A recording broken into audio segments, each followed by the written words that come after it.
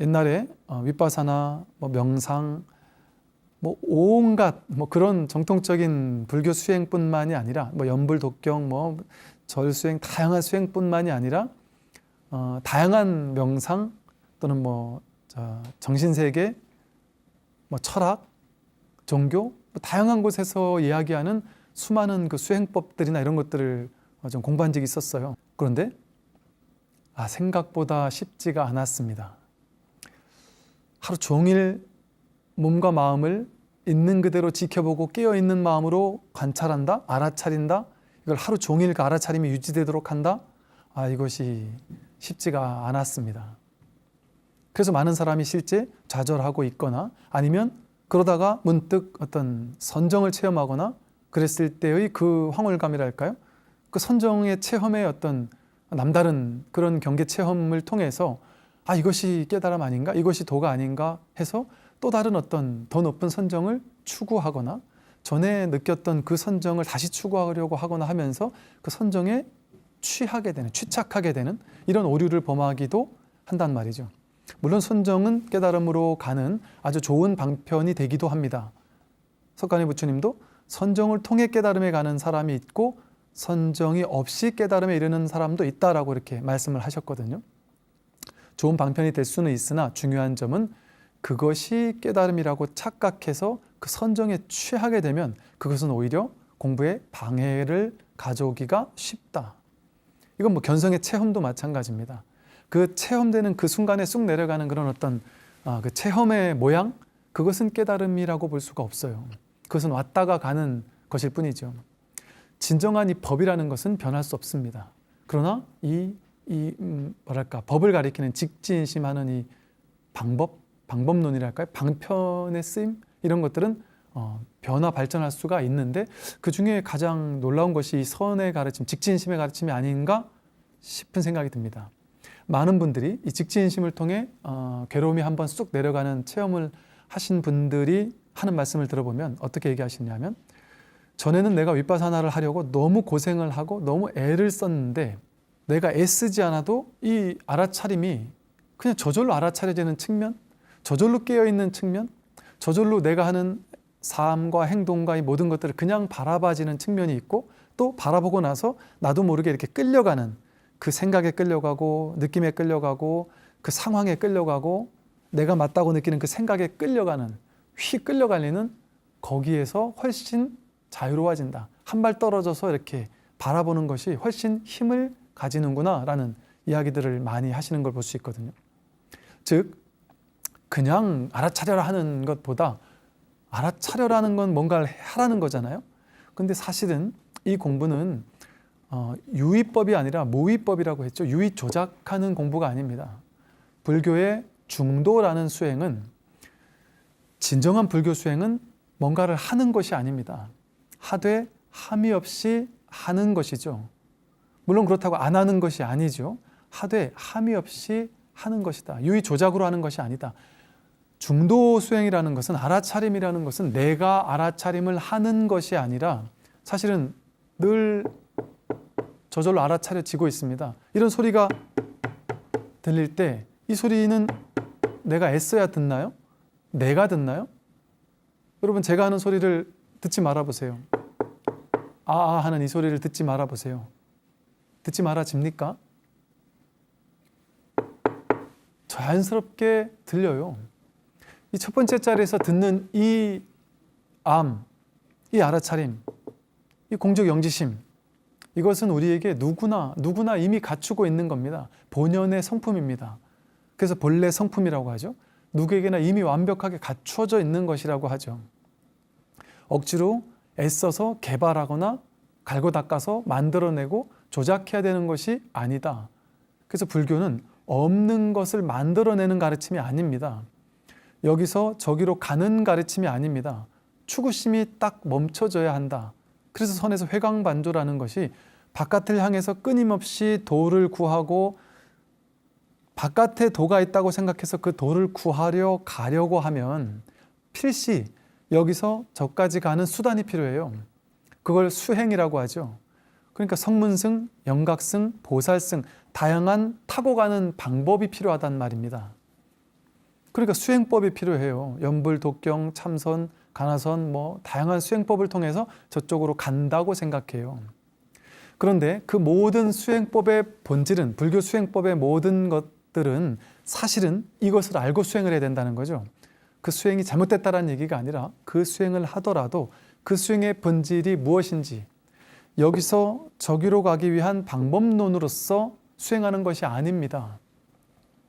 수행하되 수행하지 않는 이 중도적인 안목을 가지고 바른 안목을 갖춘 채 하되 함이 없이 하는 것이 진정한 수행입니다. 그래서 문득 염불하다가 독경하다가 화두를 들다가 윗바사나를 하다가 문득 회광반주하는 돌이킴이 있는 것이죠. 바깥을 향해 어떤 깨달음을 향해 끊임없이 추구하다가 그 추구심이 한번 딱 끊어지는 순간이 온다. 그래서 화두를 들고 있다가 깨달았다고 하는 많은 스님들의 이야기를 들어보면 화두를 끝끝내 밀어붙이다가 깨달았다라고 하는 것이 아니라 화두를 들고 완전히 그냥 의정이 딱 의단 동로화해진 채로 화두를 들고 있다가 버티다가 해도 안 되다가 그냥 한번 확 놔진다. 그냥 다 포기가 돼버린다. 그럴 때 이 법의 자리를, 나의 본래 주인공이 무엇인지를, 이 소를 한번 힐끗 보게 되는, 이것을 왜 공적 영지심이라고 했는지 그것을 이제 문득 알아차리는 것이죠. 이것을 공적하다라고 왜 했는지, 그럼에도 불구하고 왜 영지라고 했는지, 이게 늘 내가 쓰고 있는 것이었구나. 늘 구족되어 있는 것이었구나. 이미 갖추고 있는 것이었구나. 이것은 내가 갈고 닦아서 만들어내는 것이 아니었구나라는 사실을 자각하는 겁니다. 즉, 이것이 그런데 왜 어려웠을까요? 눈이 눈을 볼 수 없듯이 하나는 하나를 볼 수 없습니다. 하나가 될 때 법이 드러나는데, 눈은 다른 건 전부 다 볼 수 있는데 눈은 못 봐요. 근데 눈이 여기 있다는 것을 어떻게 알 수 있을까요? 죽었다 깨어나도 눈을 못 봐요. 사람들은 거울을 통해서 보잖아요 하지만 그건 거울을 본 겁니까? 내 눈을 본 겁니까? 거울을 통해서는 거울을 보는 거예요. 거울에 비춘 내 눈을 본 거지 진짜 내 눈을 본 게 아니죠. 내 눈을 한 번도 본 적이 없습니다. 그럼에도 우리는 확신해요. 무엇을 확신하느냐? 여기 내 눈이 있다는 것을 100% 확신합니다. 왜 어떻게 확신할까요? 이렇게 내가 시계를 보는 걸 통해서 여기 내 눈이 있구나라는 것을 확신합니다. 이런 비유도 들었어요. 저 언덕 너머에서 연기가 이렇게 올라오는 걸 보고 거기 누군가가 불을 피우고 있겠구나라는 것을 그냥 알지 않느냐. 진울스님은 이것을 단지 보려면 시즉견성이다. 단지 모르는 줄만 알면 그것이 바로 견성이고 그것이 바로 법을 본 것이다.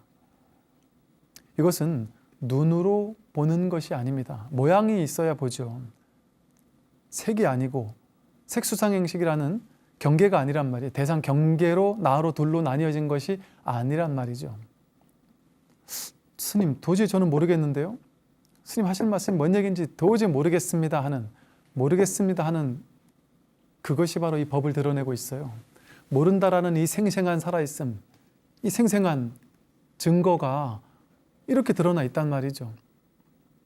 볼 때 드러나고 들을 때 드러나고 숨 쉴 때 드러나고 늘 이 법은 역력하게 드러나 있다. 명백하게 매 순간 드러나 있다.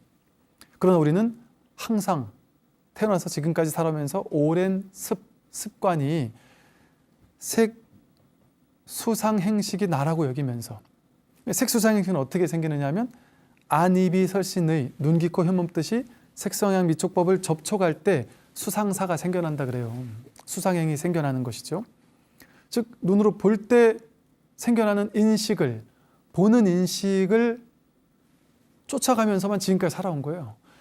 보는데 이 보는 것에서 법을 보지 않고 소소영령하게 보는 이 자리를 보는 것이 아니라 볼 때 대상 경계를 보고 그게 좋은지 나쁜지 분별해서 좋은 건 취하려고 하고 싫은 건 버리려고 하는 이 분별심과 취사 간택심이 우리가 지금까지 살아왔던 삶의 방식이었단 말이죠. 그러다 보니까 우리는 이 법을 보는 안목을 잊어버린 거. 그래서 이 마음 공부라는 것은, 이 선의 공부라는 것은 기억하는 겁니다. 어찌 보면 다시 되살리는 거예요. 없던 것을 만들어내는 것이 아니라 이미 있는 것을 그냥 깨닫는 겁니다. 잊어버렸던 것을 기억해낸다? 이런 표현도 가능할 거예요. 그래서 삼귀의라고 하는 것이 내가 본래 부처고 내가 본래 법이고 내가 본래 청정한 승가인데 거기에 돌아가 의지하는 거예요. 돌아가기 위해서 의지하는 거. 우리의 목적은 내가 나온 고향으로, 본향으로, 내 본래 자리로, 내 마음 자리로, 그 본래 나온 자리로 돌아가는 거예요. 할 때 이 소리가 들렸잖아요. 박수를 한번 이렇게 치면 박수 소리가 들립니다. 이 손에 소리가 있나요? 공기 중에 소리가 있나요? 어디도 소리는 없어요. 박수 소리는 없습니다. 그런데 인연이 화합하면 분명히 없는데 인연이 화합하니까 이렇게 소리가 생겨났어요. 삼라만상 모든 것들은 나, 내 몸, 마음, 이 세상 모든 것들, 모든 존재, 이 모든 것들은 이처럼 인연 따라 인연을 화합하면 임시로 생겨납니다. 그때 인연이 다 하면 그 소리가 사라졌죠? 이렇게 사라져 버립니다. 야, 이 나쁜 녀석아 라고 누가 나한테 욕을 했을 때 그 소리를 쥐지 않으면 그 소리는 그냥 이 소리랑 똑같이 왔다가 가고 끝나버렸어요. 이 세상은 야, 이 나쁜 놈아 라고 하는 그 말은 그냥 인연 따라 생기고 인연 따라 사라지고 끝나버렸어요. 공해예요. 공한 자리에서 나왔다가 공한 자리로 돌아갔어요. 굳이 말로 표현한다면 이 소리는 어디서 왔어요? 그냥 이 텅 빈 자리에서 인연 따라 그냥 왔다가 어디로 온지 모르는 이 자리에서 왔다가 이 자리로 돌아갔어요. 그런데 이렇게 이게 드러났다라는 것을 통해서 이게 오고 갔구나 라는 것을 알 수 있어요. 이것이 바로 모든 것이 드러나는 토대가 되는 바탕이고 배경이고 우리의 본래 면목이다. 마치 심지법문이라고 합니다. 이런 선의 법문을 심지법문이라고 하는데 마음 땅이라는 표현을 쓰거든요. 땅 위에 풀도 자라고 사람도 태어났다. 인류 역사를 보면 우리 지구라는 땅 위에서 사람도 태어났다 다시 땅으로 돌아가고 건물도 생겨났다가 다시 무너지고 파도도 쳤다가 잔잔해지고 풀도 컸다가 죽고 나무도 자랐다가 무너지고 땅 위에서 모든 것이 왔다 갈 뿐인데 그 땅은 그대로잖아요. 그 위에서 그냥 인연 따라 모든 것이 왔다 갔다 할 뿐이지 그 땅은 본래 그대로 바탕으로서 배경으로서 있듯이 이 본래 자리는 이게 나온 자리는 여러분이 나온 자리는 여러분의 생각이 일어난 자리는 여러분이 생각을 일으키고 있잖아요. 그것이 그 나온 자리가 있구나. 이게 있다라고 하니까 또 있다라는데 빠질까봐 유무중도라고 해서 있다라고도 할 수 없잖아요. 그렇다고 또 없다라고도 할 수 없어요. 인연 따라는 있으니까 이렇게 인연 따라선 임시로 있으니까 그러니까 있다라고도 할 수 없고 없다라고도 할 수 없지만 이 모든 것이 드러나고 돌아가는 자리가 있고 없음을 넘어서서 있잖아요. 우리가 여기서 나온 겁니다. 이리로 돌아가는 겁니다. 이것은 모양이 없고 크기가 없고 그야말로 부처님 말씀처럼 법신불 비로자나 법신 부처님이다라는 말씀처럼 허공성으로서 온 우주법계 전체의 편만에 있다 이렇게 표현을 하기도 하죠. 물론 이렇다고 해서 제가 이렇게 설명을 자꾸 하면서도 좀 조심스러운 부분은 이 설명을 듣고 이 설명을 취해서 이해해서 머리로 딱 기억하고 이해해서 아 이것이 마음자리구나 이렇게 기억하고 이해한다라면 그건 아닙니다. 이 선의 가르침을 많은 사람들이 제가 옛날에 그랬던 것처럼 많은 사람들이 선의 가르침을 뜰 앞에 잣나무가 어디서 오고 어디로 갔어요. 여기서 뜰 앞에 잣나무가 드러난단 말이에요. 이것이 바로 뜰 앞에 잣나무란 말이에요. 뜰 앞에 잣나무가 바로 법을 드러내고 있단 말입니다. 색식시공이라고 하듯이. 그런데 이렇게 가르치니까 너무 불친절하다 보니까 현대인들은 이게 이해가 안 되니까 머리로 조금이라도 이해는 돼야 내가 이 공부 한번 해볼까 하고 마음을 내는데 그냥 주먹 하나 들어 올리고 손가락 하나 들어 올리고 죽비 한번 꽝꽝 내려치면서 이게 법이다라고 하니까 마삼근이 법이다라고 하니까 이게 접근하기가 쉽지가 않았단 말이죠. 현대인들이. 그래서 어떤 조금 더 이렇게 가까이 올 수 있는 어떤 이런 방법으로서 일단은 머리로라도 일단은 한번 이해를 한번 해보자. 그러면서 공부해 나가자 하는 마음으로 이렇게 설명을 하는 건데 이 설명을 붙잡으라는 건 아니에요. 그래서 제일 중요한 점은 이 설명을 듣되 들은 바가 없이 들어야 한다. 이걸 적고 필기해가지고 자꾸 머리에 기억하고 이런 건 제대로 공부하는 것이 아닙니다.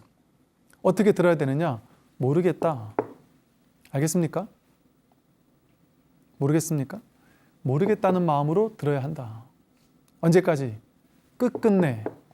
내가 분명히 난 이 자리가 뭔지를 확인한 것 같은데, 알 것 같은데 하고 뭔가 전환이 오는 사람들도 있어요. 이래 법문을 듣다가.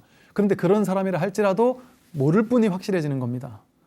오직 모를 뿐이라는 단지불의 시직견성이라는 단지 알지 못한다라는 이 사실이 확실해지는 거예요.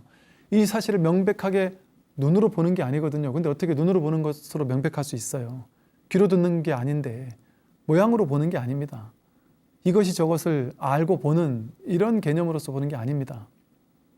그러니 분명히 알았다 하더라도 모를 뿐이 확실해지는 거거든요. 그래서 끝끝내 모를 뿐 하는 마음으로 이 법문을 듣는 것이 법문을 잘 듣는 방법이다. 그래서 가슴이 답답하고 저 얘기가 뭔 얘기인지를 내가 확연하게 아직 소화가 되지 않는다면 저것이 무엇일까 하는 궁금한 마음을 그냥 안고 계속 법문을 듣는 거예요. 그러다 보니까 많은 분들이 저도 모르게 법문을 하루에 몇 시간씩 듣고 벌써 몇 달째 듣고 있는데 그냥 이거 답을 내고 싶은데 이게 내가 누군지 이 본래 면목이 무엇인지를 확인하고 싶은데 여전히 모르겠다. 그게 바로 쉽게 말하고 가나손의 표현에 의하면 화두가 들려있는 상태입니다. 이 자연스럽게 화두가 들리는 것이죠. 그러니까 초기 선불교에서는 이런 방식으로 스승이 제자들에게 법문을 해주었고 직진심의 법문을 해주었고 이것을 모르다가 어느 날 문득 시절 인연을 만나 어떤 소리를 듣고 혹은 무언가를 보고 문득 자기 자신을 자각하게 되는 거예요. 확인하게 되는 거예요. 이 공적 영지심이라고 불릴 법하구나 하는 사실이 그제서야 비로소 소화가 된단 말이죠. 이렇게 오늘은 우리가 오온이라는 가르침을 많이 받지만 그 오온은 내가 아님에도 불구하고 이렇게 살아있는 이 나라는 이것이 무엇인지에 대한 어떤 선의 가르침을 통해서 한번 내가 누군지를 언뜻 한번 비춰볼 수 있는 이런 가능성이랄까요? 이 선의 이야기를 조금 이제 드렸습니다. 앞으로 조금씩 하나하나 좀 초기 불교 부처님께서 말씀하신 교리나 가르침이 어떻게 이 중도의 가르침으로서 이 깨어남의 가르침으로 괴로움의 소멸의 가르침으로 연결되는지에 대해서 조금 더 구체적으로 말씀을 드리도록 그렇게 하겠습니다. 오늘 오랫동안 듣느라고 수고 많고 고생 많으셨습니다. 모두 승부하십시오.